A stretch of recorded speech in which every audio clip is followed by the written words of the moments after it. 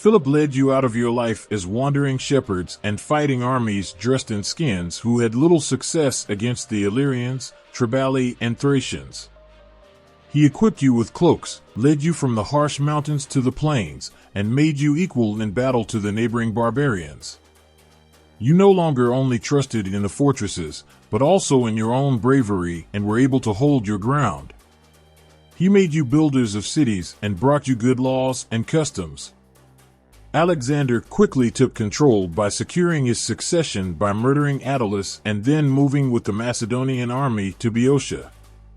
There he first had the Delphic Amphictyony confirm his father's rights before he received a delegation from Athens, to which Demosthenes did not belong, but who declared their city's loyalty to him. Alexander's quick action took the Greeks by surprise, and they had no choice but to take part in the new federal parliament in Corinth. There they confirmed the existing treaties, recognized Alexander as the new hegemon, and authorized him to lead the Persian campaign. Philip II had united Macedonia and transformed it from an insignificant country into one of the strongest military powers of its time. By developing rich deposits of precious metals, he secured the borders, conquered Thessaly and Thrace, and finally forced all Greek city-states, except Sparta, into an alliance under his leadership, the Corinthian League. He then began preparing for a campaign against the Persians. Alexander was already involved in military campaigns against the Greeks, most notably at the Battle of Chaeronea in 338 BC, in which an alliance of Greek police led by Athens and Thebes was defeated. The Macedonian phalanx played an important role in military success, but the Hetairan cavalry that Alexander commanded at Chaeronea was also crucial. His later victories are undoubtedly due in part to his father's military reforms. Philip also surrounded himself with highly qualified officers like Parmenion, who also made a significant contribution to Alexander's later successes. After coming to power, Alexander first went to Corinth, where he was confirmed as the new hegemon by the Greek police, including Thebes and Athens, and renewed the validity of the interstate treaties. There he learned of the emerging rebellions of the barbarian tribes, whereupon he immediately returned to Macedonia and mobilized the army in Amphipolis. Nevertheless, opposition swelled, particularly around Demosthenes and his supporter Lycurgus in Athens. The Balkan campaign begun by Alexander in the spring of 335 BC to subjugate renegade barbarian tribes gave rise to new uprisings. In Athens, Demosthenes announced Alexander's death in battle, thereby declaring the treaties with him invalid. The Balkan campaign from spring to August 335 BC marked Alexander the Great's first military engagement. The aim was to subdue barbaric tribes in Bulgaria, Romania, Macedonia, and Albania before the planned campaign against Persia, which was successful. While Alexander fought in the north, the Greeks in the south decided it was time to break free from Macedonia. Thebes was the first city to rise up and drive out the Macedonian occupying troops. However, in August 335 BC, Alexander quickly marched his army from Illyria into Boeotia and once again silenced the opposition. Athens abandoned its support for Thebes, influenced by the pro-Macedonians around Phocion and Demades. Although the Theban leaders wanted to continue resistance despite their political isolation, they were defeated at the Battle of Thebes and their city was occupied by the Macedonians.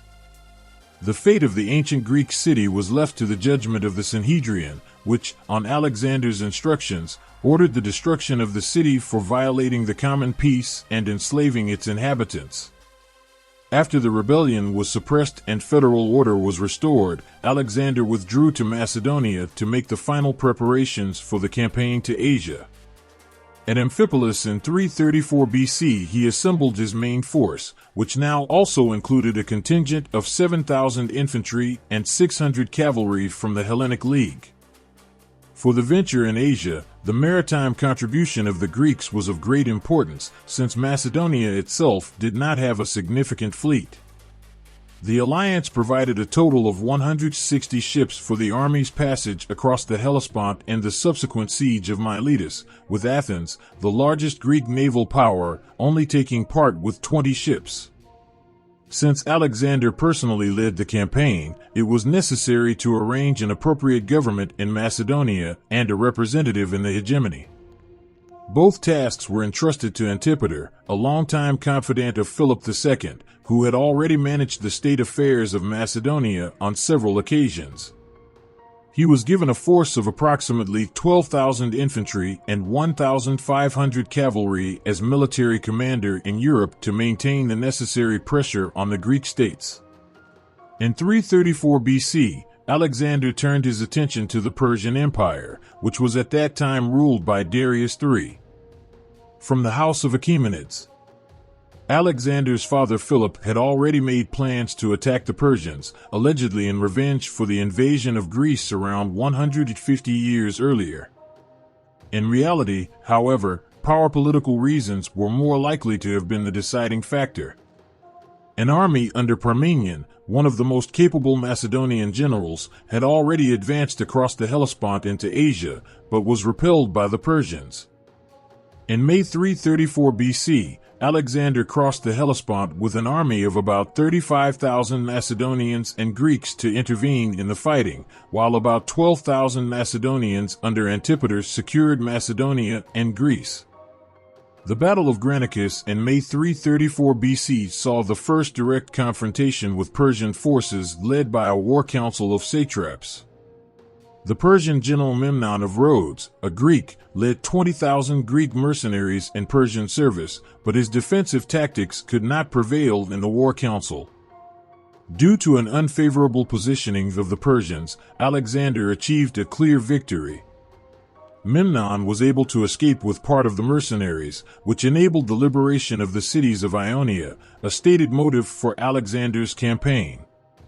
After the victory, Alexander took over the political and economic structures of the Persian administration in Asia Minor. In Lydia, Alexander invaded Sardis without a fight, dedicated the local temple to Zeus, and used the city's wealth to pay his men. He then moved on to Ephesus, where unrest had broken out between the city's parties after Memnon had passed through with the remnants of the Granicus mercenaries. Alexander had the old institutions restored and regulated the powers of the Temple of Artemis. After a rest, Alexander set off with the bulk of his army for Miletus, the largest city on the west coast of Asia Minor.